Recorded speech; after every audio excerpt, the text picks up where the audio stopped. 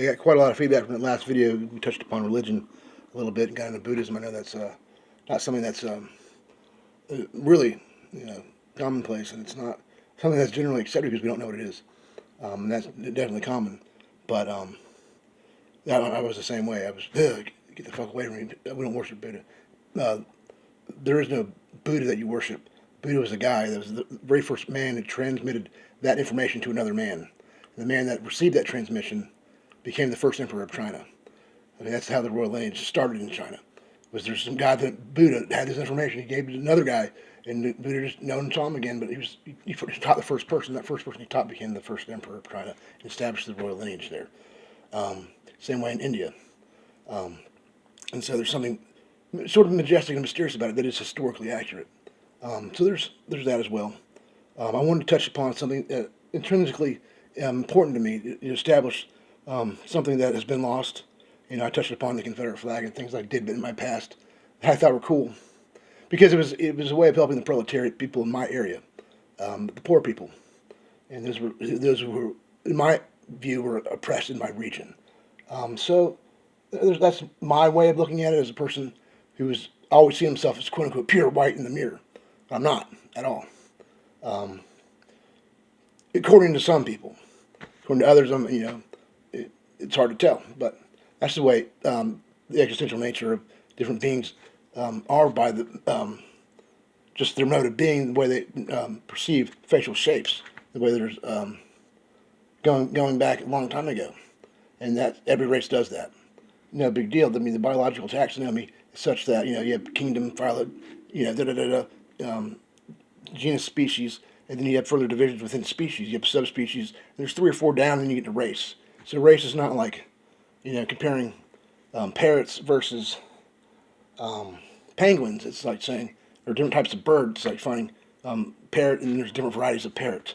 That's what we are. That's how we understand the division is more. But it's not clear-cut, pigeonholed categories. There's further divisions that will be made going on down. You have whole families that look similar, and over time you could take that and create a whole other biological further subdivision in terms of the taxonomy nomenclature being written down as cultures extrapolate in terms of our extended phenotype that's running along with the DNA strands as the species itself.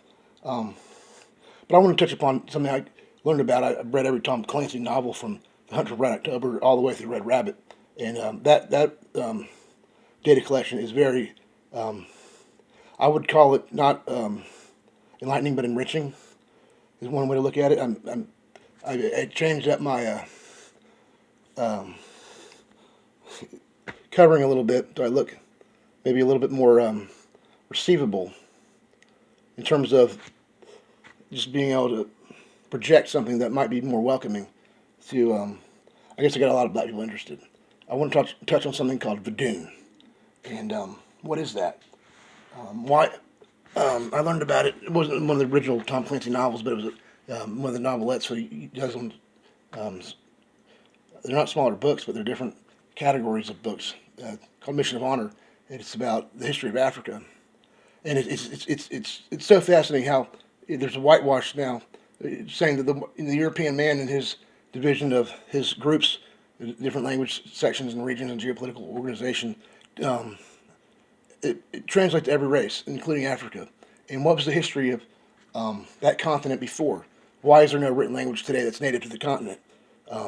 Was it phonetic? How does it map out in terms of the moral, not moral, but oral language set? We don't know if it vectored out phonetically or non-phonetically as on paper form, so to speak. It vectored from the material substrate of the mind to another substrate outside of the biological system, where it could be vectored and traveled along. Information can be stored, so to speak, so it doesn't end in one generation. Have to be repeated orally. Must be transversed across generations through time. That way, it can be recorded down and be accumulated ever in a different format. That's all the vectoring means. But there's no written language that's native, no native alphabet, no system there anymore. It's all either Islamic or European alphabets. And so you got to look at what was going on. There's a whitewash history saying that we captured these people because they were running around like monkeys. We just went and caught them in cages and brought them over here. That's the story. and that's the most psychologically damaging thing, that it diminishes the nobility of the experience of what probably was. Um, I don't want to say that it, but I know for sure because no one does. It's just all gone. I know the original kingdom was established in the nation of Botswana was the headquarters. That's where the royal lineage of the group that's not there anymore. They're the American blacks today, but they carried Vadun.